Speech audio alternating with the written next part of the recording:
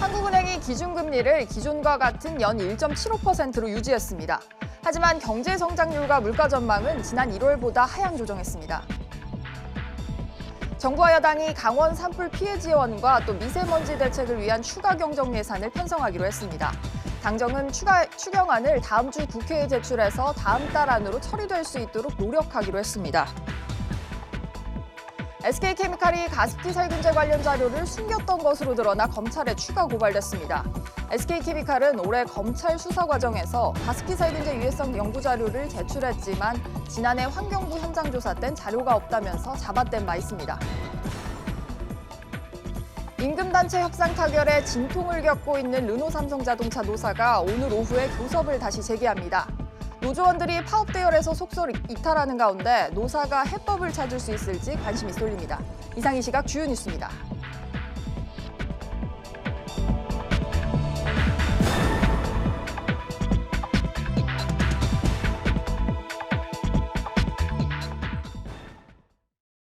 백브리핑 시시각각 첫 소식입니다. 네, 한국은행이 금융통화위원회를 열고 기준금리를 현재 수준인 연 1.75%로 동결했습니다. 경제전망 수정치는 지난 1월에 이어서 하향 조정할 것으로 전망이 되는데요. 오늘 브리핑에서 이주열 총재의 주요 발언 먼저 들어보시겠습니다. 경제 성장률은 2.5%, 소비자 물가 상승률은 1.11%로 전망되었습니다. 금년 연간 성장률 전망치를 방금 말씀드린 대로 0.1%포인트 낮췄는데 이는 1, 4분기 중 수출과 투자의 흐름이 당초 예상보다 부진한 점을 주로 반영한 것이며 앞으로는 재정 지출 확대 그리고 수출과 투자의 부진 완화 등으로 성장세가 점차 회복될 것으로 보고 있습니다. 네, 이번에는 취재기자 연결해서 이번 금리 동결 배경 알아봅니다. 김성현 기자. 네, 김성현입니다. 네, 한은이 이번에 기준금리 동결을 했는데 이유는 뭡니까? 네, 올해 들어 국내외 경기가 예상보다 빠르게 둔화하고 있다는 점이 이번 동결 결정의 주요 이유로 보입니다. 지난 2월까지 현재 경기를 나타내는 동행지수 순환 변동치는 11개월 연속, 미래 경기를 예측하는 선행지수 순환 변동치는 9개월 연속 하락했는데요. 정부의 9.13 대책 등으로 가계부채 증가세가 둔화됐고 한은이 지난 2017년 이후 두 차례 금리를 인상한 근거였던 금융 불균형 문제도 다소 완화됐다는 평가가 나옵니다. 이 같은 측면만 고려한다면 금리 추가 인상보다는 인하로 가닥을 잡을 수 있다고 볼 수 있는데요. 하지만 아직 금리를 내릴 가능성, 그럴 상황은 아니라는 게 시장의 대체적인 관측이고 금통위도 이런 인식에서 크게 벗어나지 않은 것으로 전해졌습니다. 그렇군요. 한은이 곧 수정 경제 전망도 내놓을 텐데 하향 조정할 것으로 보인다면서요? 네, 금통위는 올해 중 GDP 성장률은 지난 1월 전망한 2.6%를 소폭 하회하는 2%대 중반을 나타낼 것으로 예상한다고 밝혔는데요. 금통위는 소비 증가세가 주춤세를 보였고 건설 투자의 조정과 수출 증가세 둔화가 지속되면서 성장세가 다소 완만해졌다고 판단했습니다. 지난해 하반기부터 부진에 빠진 고용 상황은 취업자 수 증가 규모가 늘어나는 등 부진이 일부 완화된 것으로 봤는데요. 또 앞으로 건설 투자 조정이 이어지겠지만 소비 증가 흐름을 이어가고 수출과 설비 투자도 하반기로 가면서 점차 회복할 것이라고 전망했습니다. 한은은 오늘 오후 2시 올해 수정 전망을 경제 전망을 내놓을 예정입니다. 한국은행에서 SBS CNBC 김성현입니다. 미국 중앙은행인 연방준비제도가 미국 경제가 다소 미약한 속도로 성장세를 이어가고 있다고 평가했습니다. 취재기자와 이 내용 자세히 짚어보겠습니다. 경제부 장가희 기자 나와 있습니다. 네, 장 기자. 네, 미 연준이 경기 동향 보고서 베이지북을 내놨죠. 주요 내용 짚어주시죠. 네, 그렇습니다. 이 연준은 베이지북에서 지난달부터 이달 초까지 전반적인 경제 활동이 다소 좀 미약한 속도로 확장했다 이렇게 평가했는데요. 다만 일부 지역은 경제 활동이 다소 강해지고 있다고 봤습니다. 베이지북은 12개 연방준비은행 관할 지역 흐름을 평가한 것으로 통화정책 결정기구인 FOMC 정례 회의 때 기초 자료로 쓰이고 있습니다. 올해 초 베이지북에서는 완만한 성장을 예상을 했었는데 지난달 다소 미약으로 후퇴한 뒤 이번 달 전반적으로 이를 유지하는 모습을 보였습니다. 그렇군요. 고용이나 제조업 등 구체적인 지표는 어떻습니까? 네, 연준은 고용시장은 전반적으로 탄탄한 흐름을 유지하고 있다 이렇게 평가를 했는데요. 다만 미중 무역 갈등과 맞물려서 이 제조업과 농업 부분에서 지속적인 우려가 보인다고 말했습니다. 이 제조업 활동은 대체로 우호적이었지만 많은 지역에서 이 무역 정책 관련 불확실성을 언급했다고 연준이 전했습니다. 건설 경기를 보면 대부분 지역에서는 강한 주택 판매를 보고했지만 일부 지역은 높은 가격 때문에 수요가 적다 이렇게 밝혔고요. 또 임금은 대부분 지역에서 완만히 증가하는 모습이었습니다. 이 같은 경기 판단은 긴축 정책을 중단한 연준의 기조와도 맞닿아 있는데요. 미 월스트리트 저널도 미국 경제가 느린 속도로 성장하고 있다는 의미다 이렇게 말했습니다. 연준은 당분간 금리를 동결하고 경기 흐름을 지켜보는 관망 기조를 공식화한 상태입니다. 이 때문에 이달 30일과 다음 달 1일 이틀간 열리는 FOMC에서도 기준금리 동결이 유력시 되고 있다는 분석입니다. 네, 장 기자 잘 들었습니다. 정부와 여당이 오늘 추경 편성과 관련해서 당정 협의를 열었습니다. 추경은 타이밍이라면서 다음 달 임시국회에서 추경안을 처리하자고 한 목소리를 냈는데요. 취재기자 연결해서 자세히 알아봅니다. 손석우 기자. 네, 손석우입니다. 네, 그렇다면 곧 구체적인 추경 편성안이 나오겠군요. 그렇습니다. 당정은 추경 편성과 관련해서 조만간 구체적인 계획을 수립해서 오는 25일 국회에 추경안을 제출할 계획이라고 밝혔습니다. 당정은 또 추경은 타이밍이 중요하다는 데 인식을 같이 하고 5월 임시국회에서 추경안을 처리하는 데 노력하기로 합의했습니다. 이를 위해서 당정은 태스크포스 팀을 꾸릴 계획입니다. 추경 편성 예상 규모는 6조 원대로 알려져 있는데 당정은 아직 최종 예산 규모를 확정짓지는 않고 있습니다. 다만 이와 관련해 홍영표 원내대표는 국민들이 납득할 만한 수준으로 예산 규모를 결정하겠다고 설명했습니다. 그렇군요. 구체적으로 추경 편성되는 분야 어떤 분야입니까?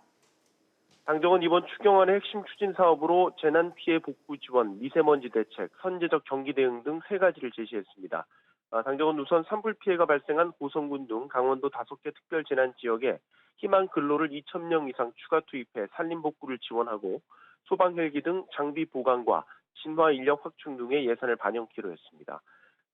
포항 지역에는 지역 발전 현장 안전관리 강화나 중소기업 소상공인 정책자금 특별 지원 등에도 예산을 편성키로 했습니다. 미세먼지 대책과 관련해서는 노후 경유차 조기 폐차를 20만 대 이상 최대 물량으로 추가로 지원하고 노후화된 장비 교체 지원과 환경 인프라 건설을 지원한다는 데 합의했습니다. 지금까지 SBS CNBC 손석우입니다. 국내 주요 은행 전세자금 대출 증가세가 계속 둔화하고 있는 것으로 나타났습니다. 은행권에 따르면 KB국민과 신한 등 주요 은행의 지난달 말 기준 전세자금 대출 잔액은 모두 67조 1,470억 원으로 한 달 전보다 2% 늘었습니다. 이는 전월 대비 증가율로 봤을 때 23개월 만에 가장 낮은 수치입니다. 지난해 말부터 시작된 전세값 하락세가 원인으로 지목됩니다. 환경부가 가습기 살균제의 유해성 실험 결과 자료를 숨긴 혐의로 SK케미칼을 검찰에 고발했습니다. 앞서 SK케미칼은 지난해 환경부의 현장 조사 당시 관련 자료가 없다고 했다가 검찰 재수사가 시작되자 자료 일부를 검찰에 제출한 바 있습니다. 취재기자 연결해서 자세히 알아봅니다. 이한나 기자. 네, 이한나입니다. 네, SK케미칼이 검찰에 추가로 고발을 당했어요. 네, 환경부가 자료 은닉 혐의로 SK케미칼을 지난 12일 검찰에 고발한 게 확인됐습니다. 이 자료는 지난해 환경부의 현장 조사 때 SK케미칼 측이 갖고 있지 않다면서 제출하지 않은 연구 결과 보고서인데요. SK케미칼의 전신인 유공이 가습기 살균제를 개발한 1994년 당시 의뢰한 가습기 살균제 흡입 독성 연구라는 제목의 자료로 유해성 실험 결과가 담겨 있는 것으로 알려졌습니다. 당시 자료를 만든 연구팀은 CMIT, MIT 원료로 만든 가습기 살균제를 사용하면 백혈구 수의 변화가 감지돼 추가 연구가 필요하다는 의견을 제시했는데 유공의 가습기 살균제 사업을 인수한 SK케미칼이 추가로 안전성을 확인하지 않고 제품을 출시한 것으로 드러났습니다. 이 기자, 또 어제는 SK케미칼 전 대표가 구속이 됐죠. 네, 그렇습니다. 서울중앙지법은 어제 증거인멸의 우려가 있다며 과실치사상 혐의로 SK케미칼 홍지호 전 대표에 대한 구속영장을 발부했습니다. 업무상 과실치사상 혐의로 SK케미칼 관계자가 구속된 것은 이번이 처음입니다. 홍 전 대표는 홈클리닉 가습기 메이트를 애경 산업을 통해 판매할 당시 대표이사를 맡았던 인물인데요. CMIT, MIT 등이 유해하다는 것을 알면서도 가습기 메이트를 제조 판매한 혐의를 받고 있습니다. 이로써 검찰의 가습기 살균제 제조사가 시작된 지 4개월 만에 관련 혐의로 구속된 사람은 모두 6명으로 늘었습니다. 지금까지 SBS CNBC 이한나입니다. 임금단체 협상 타결을 놓고 평행선을 달리고 있는 르노삼성자동차의 노사가 다시 협상에 들어갑니다. 6개월째 지속되는 갈등이 이제는 마무리될 수 있을까요? 아니면 그야말로 파국을 맞을까요? 취재기자 연결해서 짚어봅니다. 권세욱 기자. 네, 권세욱입니다. 네, 르노삼성 노사 오늘 오후에 협상에 다시 들어가죠? 네, 르노삼성 노사가 9일 만인 오늘 26차 임금 단체 협상을 엽니다. 협상은 당초 내일 예정됐지만 노조 집행부가 하루 앞당긴 것으로 알려졌습니다. 파업에 참가하는 조합원들이 지속적으로 줄어들면서 노조 집행부도 긴장하고 있다는 해석이 나옵니다. 네, 이제 노조원들의 파업 참가율이 절반도 못 미치는 수준까지 떨어졌다고요? 네, 노조원들의 파업 참가율은 어제 47%였던 것으로 전해졌습니다. 지난해 10월에 파업을 시작한 후 가장 낮은 수준입니다. 노조는 지난해 9월에 기본급을 올려달라는 주장이 받아들여지지 않자 파업에 들어갔습니다. 지난 10일만 해도 70%였던 참가율은 일주일 만에 40%대까지 내려갔습니다. 지난 6개월 동안 진행된 크고 작은 파업에 생산 물량이 줄고 손실은 늘어 조합원들의 위기감이 커졌다는 해석이 나옵니다. 그렇군요. 지난번 협상 결렬 원인이 인사경영권 문제였는데 이것에 대해서 사장이 직접 선을 그었죠? 네, 도미닉 신윤화 사장은 어제 오고돈 부산시장을 만난 자리에서 노조 집행부의 인사경영권 합의 전환 요구는 받아들일 수 없다고 밝혔습니다. 노조 집행부는 노동 강도 문제를 해결하기 위해 단협의 조항을 바꿔야 한다고 주장해왔습니다. 다만 신윤화 사장은 한국 시장에 대한 투자를 계속하겠다며 일각에서 제기되는 철수설을 불식시켰습니다. 이런 가운데 오늘 열리는 르노삼성 노사 협상은 이번 사태의 중대한 분기점이 될 것으로 예상됩니다. SBS CNBC 권석입니다. 한국자동차산업협동조합이 르노삼성자동차의 노사 갈등 해결을 촉구했습니다. 조합은 호소문을 발표하고 파업 사태 장기화로 유동성 위기와 또 부품 공급망 붕괴가 우려된다면서 이미 부품업체들이 수천억 원에 달하는 납품 손실을 겪고 있다고 주장했습니다.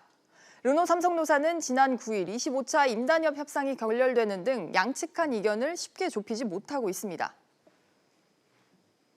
네, 주중에만 이용이 가능했던 고속버스 정액권을 이제 주말에도 사용할 수 있게 됩니다. 여러 노선을 무제한으로 이용할 수 있는 건데 한꺼번에 많은 곳들 여행하는 분들에게 특히 좋을 것 같습니다. 취재기자 연결해서 알아봅니다. 네, 박연신 기자. 네, 박연신입니다. 네, 이번에 새롭게 출시되는 정액권은 기존 판매되던 정액권과 어떤 차이점이 있는지 짚어주시죠. 기존 고속버스 정액권은 월요일부터 목요일까지 최대 4일간 이용할 수 있었습니다. 고속버스 이용이 많은 주말엔 쓸 수 없어 소비자 불만이 많았는데 주말을 포함해 5일 또는 7일 동안 쓸 수 있도록 정액권이 새로 나왔습니다. 기존에 판매되던 주중 4일권 가격은 7만 5천 원인데 이번에 새로 나온 5일권과 7일권은 각각 11만 원과 13만 원으로 판매됩니다.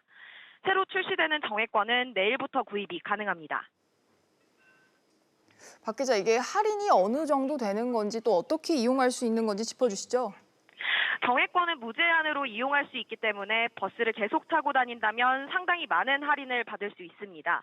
국토부가 계산을 해봤는데 만약 서울에서 출발해 일주일 동안 대구, 포항, 광주 등 8개 도시를 여행할 경우 정상 요금은 약 16만 원 정도지만 13만 원짜리 7일권을 사면 약 3만 원, 17% 정도 요금을 아낄 수 있습니다.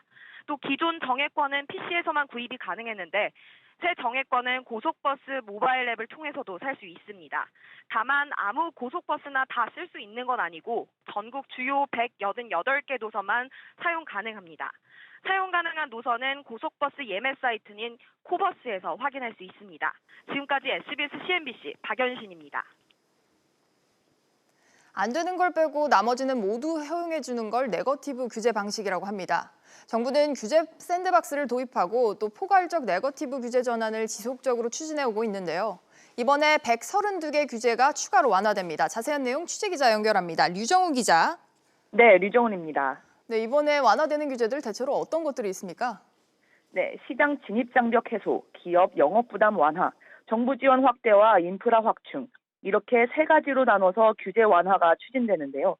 정부는 이번 3차 전환 방안에서 기술 혁신과 시장 변화를 따라가지 못하는 경직적인 입법 방식을 해소하는 데 주력했습니다. 이번에 풀리는 규제 중에는 먼저 사물 인터넷을 이용한 무선 화재 알림 설비가 허용됐습니다. 불이 나면 바로 건물주의 휴대전화랑 119 상황실로 연락이 가게 됩니다. 신소재나 신기술 개발 허용 범위도 넓어지면서 탄소 섬유, 3D 프린터 등 신산업 관련 소재나 부품 혁신이 더욱더 빨라질 예정입니다. 맥주나 과실주를 만드는 방식도 오크통에만 담도록 하던 것을 오크칩을 넣는 방식으로도 가능해집니다. 마지막으로 정부 지원 사업의 대상이 늘어나면서 신용보증기금의 보증연계 투자 방식이 4차 산업혁명 관련 기술과 영화, 음반 등 콘텐츠 사업까지 이뤄지게 됩니다. 굉장히 다양한 과제들이 포함이 된 것 같은데 향후 일정은 어떻게 됩니까? 정부는 이번에 발표한 132건의 과제들을 법제처의 일괄 입법을 통해서 신속하게 이행될 수 있도록 지원하겠다는 입장입니다. 또한 포괄적 네거티브 규제 방식을 행정규제기본법에 명문화해 7월 17일부터 본격 시행할 예정입니다. 지금까지 SBS CNBC 류정훈입니다. 국토교통부가 제규어와 페라리, 토요타 등 35개 차종 2만여 대와 건설기계 475대가 제작 결함으로 리콜된다고 밝혔습니다.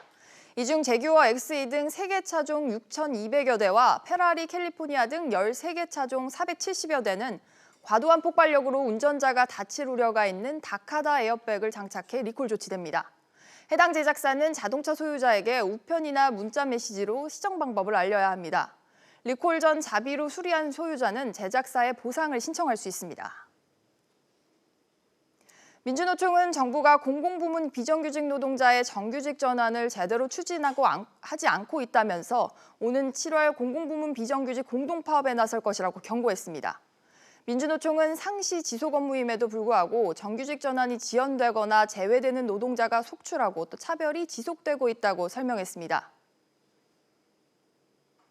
국민연금이 최근 2년여 동안 기금 운용으로 62조 원의 수익을 올렸다고 밝혔습니다.